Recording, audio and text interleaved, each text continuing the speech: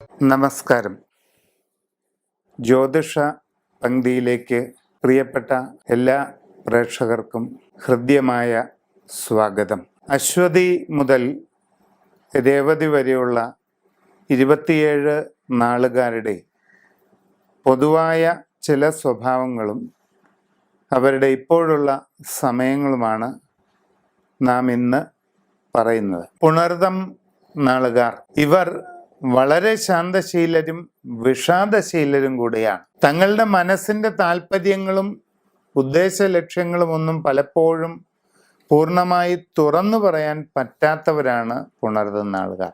മനസ്സിൻ്റെ ഉള്ളിലുള്ള കാര്യങ്ങൾ പൂർണ്ണമായി തുറന്നു പറയുന്നതിന് എന്തോ ഒരു പോരായ്മ പുണർതം നാളുകാർക്ക് അനുഭവപ്പെടാറുണ്ട്. പൂർണ്ണമായ തോതിൽ വികാരപ്രകടനങ്ങൾ നടത്താൻ ഉള്ള ഒരു കഴിവ് കുറവ് പുണർതം നാളിന് കാണപ്പെടുന്നു. ഇപ്പോൾ ഗുണദോഷ സമ്മിശ്രമായ സമയമാണ്. ജോലിയിൽ അനുകൂലമായ പല മാറ്റങ്ങളും ഉണ്ടായേക്കാം. പുതിയ ജോലിക്ക് ശ്രമിക്കുന്നവർക്ക് അത് സാധിക്കും. നൂതനമായ സംരംഭങ്ങൾ തുടങ്ങുവാനുള്ള അവസരം നിങ്ങൾക്ക് ഉണ്ടാകും. പ്രവർത്തന രംഗത്ത് അനുകൂലമായ പല മാറ്റങ്ങളും നിങ്ങളെ തേടിയെത്തും.